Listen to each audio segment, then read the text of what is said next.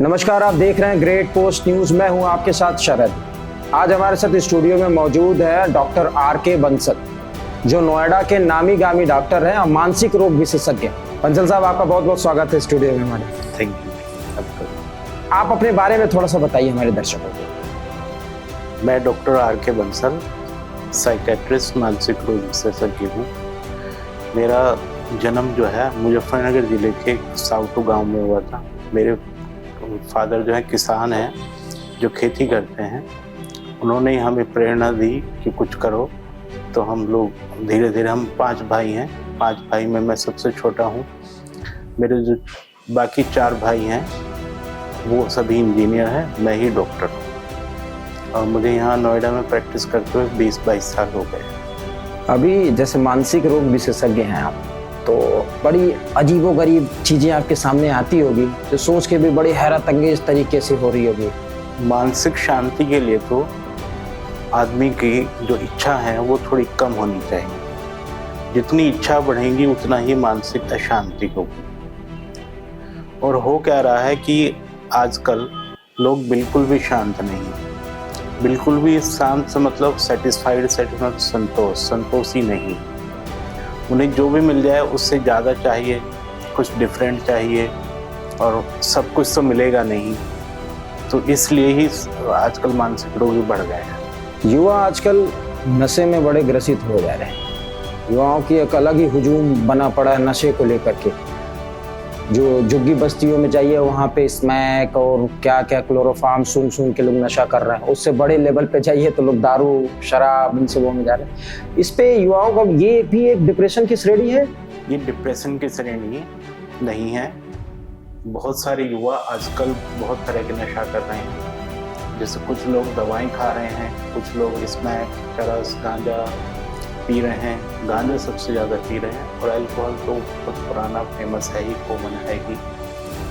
इसकी वजह यह है कि जो वो कॉलेज में जाते हैं, कॉलेज में वहाँ पे जो सीनियर्स होते हैं वो कर रहे होते हैं, वही नए जूनियर्स को सिखा देते हैं। जूनियर्स जब सीनियर हो जाते हैं वो अपने जूनियर्स को सिखाते हैं। तो एक सीरीज बन पड़ी है जिसमें कि शुरू होता है, और कॉलेज से शुरू होता है, फिर वो यहाँ के भी होता है। दूसरा, ये तो कॉलेज वाला सिस्टम है। दूसरा, जो हमारे नॉर्मल युवा है, जो समाज में रहता है, वो भी समझता है कि नशा करने से बहुत अच्छा है, नशा करना चाहिए। और जो नशा बेचने वाले लोग हैं वो उनको फंसाते हैं। वो चाहते हैं कि किसी भी तरह ये लोग फंसे रहें और ये हमारे चंगुल से बाहर ना आए। अगर कोई इसे छोड़ के बाहर आना भी चाहता है तो वो उसको प्रेरित करते हैं, वो उसको प्रेशर करते हैं, जिससे कि वो उसमें लगा रहे। नशा हमारी एक बहुत बड़ी समस्या है। नशे में जो क्लासिक समस्याएं हैं वो तो मैंने बताई ही, लेकिन अभी आजकल जो सबसे बड़ी समस्या है वो नेट एडिक्शन है। वो भी नशा जैसा ही है। नेट एडिक्शन, मीडिया एडिक्शन, किसी भी चीज़ को बार बार करना। जैसे किसी का फ़ोन ले लिया जाए तो उसको आधे घंटे में बेचैनी होने लगती है, उसे प्रॉब्लम होने लगती है। ये भी एक एडिक्शन है। फ़ोन एडिक्शन, नेट एडिक्शन, वो बहुत कॉमन है आजकल। ये डिप्रेशन के तरीके तो बड़े भिन्न भिन्न हैं। तो कुछ हमारे दर्शकों को कुछ 4-5 आज टॉपिक बताइए जो डिप्रेशन से जो आजकल सारे लोग पीड़ित हैं। डिप्रेशन के साथ साथ बहुत सारे लोगों को ओसीडी होती है, बाइपोलर डिसऑर्डर होता है, स्किज़ोफ्रेनिया होता है। डिप्रेशन तो ठीक हो जाता है, लेकिन बाइपोलर डिसऑर्डर, स्किज़ोफ्रेनिया के लिए लंबी दवाएं खानी पड़ती हैं। एंजाइटी के भी ठीक हो जाता है। ठीक होने का एक ही तरीका है कि वो अपनी इच्छाओं को कम करें, वो अपने आप में सांत्वना दे, वो सेटिस्फाई रहे, वो जो है वही पर्याप्त है, इस बात का ध्यान रखें। डिप्रेशन जो है वो सभी लोग लगभग पीड़ित हैं। हमने एक बार कभी शो किया था किसी एक चैनल के लिए, तो उन्होंने बताया था कि एक बार हमारे पास एक लेडीज आई, तो उनको लगता था कि उनके हाथ में गंदे पड़े हैं। वो साबुन से धो रही है।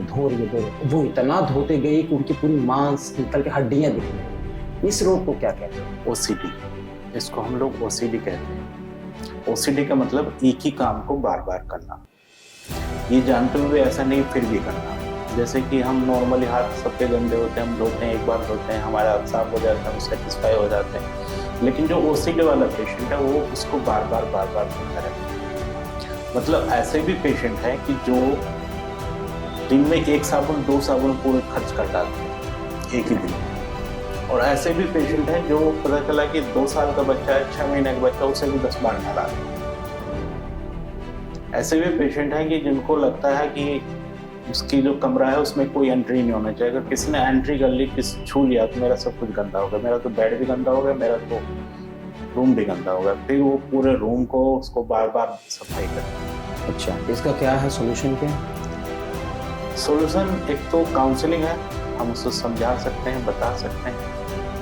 और दूसरा इसमें हम लोग काउंसलिंग कहते हैं एक्सपोजर टेक्निक, जिसमें हम जिस चीज़ को गंदगी से अगर लगता है तो गंदगी को ही हम उसे ज़्यादा रखने की कोशिश करते हैं, धीरे धीरे वो नॉर्मल होने लगता है। और दूसरा मेडिसिन है। एक पेशेंट था मेरा OCD का, उसे लगता है छत से लटक जाऊंगा, छत से लटक जाऊंगा, मैं सुसाइड कर लूँगा, मैं सुसाइड कर लूँगा, जबकि ऐसा कुछ नहीं था। ना ऐसा किया उसने, ना प्रयास किया, ना कुछ किया, लेकिन उसमें बार बार अपने मन में बार बार थॉट आते थे, मैं लटक जाऊंगा, पंखा देखो तो मैं लटक जाऊंगा, कुछ भी देखो मैं लटक जाऊंगा। हुआ ये कि उसके घर वालों ने सारे पंखे ही उतरवा दिए,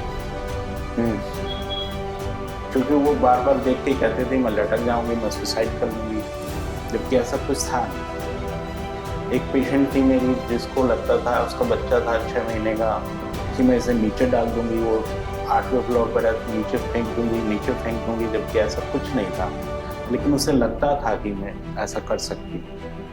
जैसे आदमी आजकल देखते हैं मैं की भाषा आती है कि मैं ही मैं, है ना, हम भी लोग कभी बात करते करते बहक जाते तो मैं आ जाता, फिर बाद में रियलाइज होता है ऐसा, तो हम रियलाइज कर लेते तो समझ में आती गलती है। लेकिन कुछ लोग ऐसे होते जो मैं होता है, मैं के अलावा कुछ नहीं है, तो उस पर चाहिए भी एक रोग है। नहीं, ये पर्सनैलिटी डिसऑर्डर है।